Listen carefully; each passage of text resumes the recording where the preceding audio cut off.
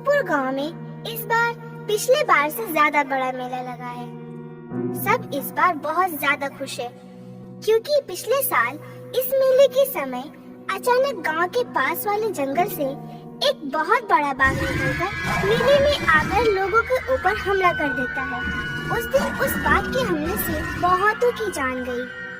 उस दिन के बाद से वो अक्सर गांव में आकर इंसान और गाय भैंसों को ले जाता था। उस गांव के लोग उस बाघ से बहुत परेशान हो गए थे। 1 महीने पहले उस गांव के 3 साहसी लड़के कुमार, राघव और राकेश मिलकर ठान लिए कि उस बाघ को खत्म करके ही छोड़ेंगे।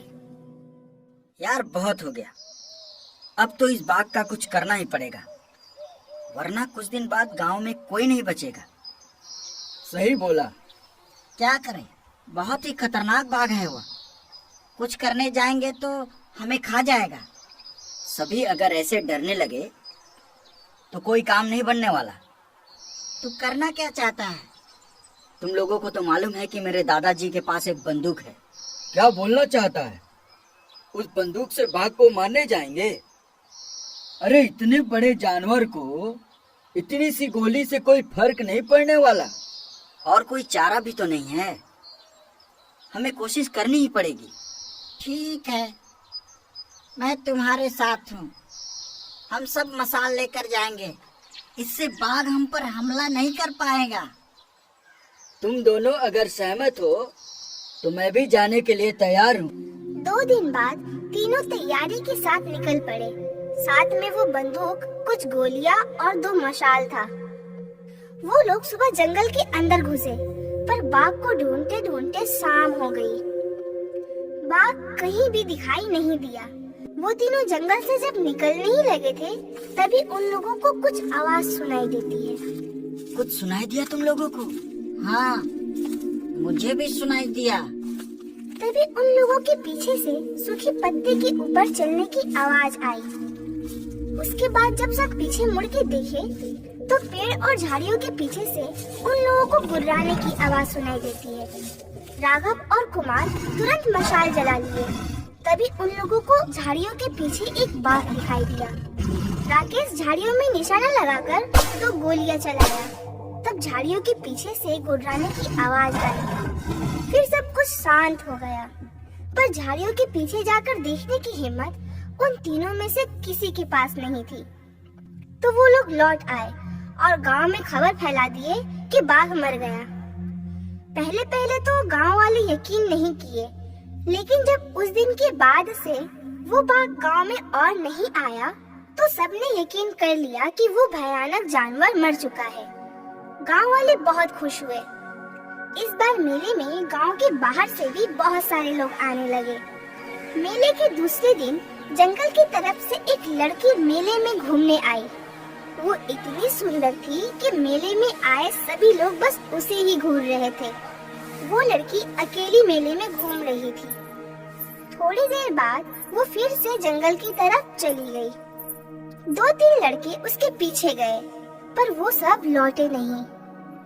दूसरे दिन भी वो आई, मेले में घूमी और चली गई। इस बार भी एक लड़का उसके पीछे पीछे जंगल के अंदर गया। ऐसे ही वो लड़की रोज ही मेले में आने लगी। तीनों दोस्तों ने भी उस लड़की को देखा था। उनमें से राकेश मन ही मन उससे प्यार कर बैठा और उससे शादी करने का ठान लिया। वो अपने बाकी 2 दोस्तों से इस बारे में कुछ नहीं कहता, लेकिन उस दिन के बाद से वो लड़की आई नहीं। मेला खत्म हो गया। राकेश मायूस हो गया। ऐसे और कुछ दिन बीत गए। एक दिन राकेश ने देखा वो लड़की गांव में घूम रही है। उसे देख राकेश खुशी से झूम उठा और वो लड़की जब जंगल की तरफ जाने लगी तो राकेश भी पीछे पीछे जाने लगा। राकेश को पीछे आते हुए देख वो लड़की मुड़ के खड़ी हो गई और कही, तुम इस तरह मेरा पीछा क्यों कर रहे हो? जब से तुम्हें देखा है तब से ही मैं तुमसे प्यार करने लगा हूँ और तुमसे शादी करना चाहता हूँ। मैं भी पहले दिन से ही तुम्हें पसंद करती हूँ, मगर तुम मेरे बारे में कुछ नहीं जानते हो। अभी तुम्हें यहाँ नहीं होना चाहिए। तुम जल्दी यहाँ से चले जाओ। नहीं, मैं तुम्हारे साथ जाना चाहता हूँ। तुम क्यों नहीं समझते? ये जगह तुम्हारे लिए खतरनाक है। जो भी हो, मैं तुमको छोड़ के कहीं नहीं जाने वाला। तब उस लड़की की आंखें गुस्से से लाल हो जाती है और चेहरा भी भयानक हो जाता है। तब वो गुस्से में एक डरावनी आवाज में कहती है, तुम मेरी बात समझ नहीं रहे हो, तो फिर भुगतो। देखते ही देखते वो खूबसूरत लड़की एक भयानक बाघ बन जाती है। ये देख राकेश का होश उड़ जाता है। वो डर के मारे भागने लगता है। वो सीधा गांव में आकर रुकता है और रुकते ही वो बेहोश हो जाता है। गांव वाले उसे उठाकर उसके घर में लेकर आते हैं। जब उसको होश आता है तब वो इतने सदमे में था कि किसी को कुछ नहीं बता पाया। कुछ दिन बाद जब राकेश थोड़ा सा ठीक हुआ तब एक दिन कुमार आकर कहा, अरे भाई, क्या चक्कर चलाया है यार? वह लड़की तो तेरे घर का पता पूछ रही है।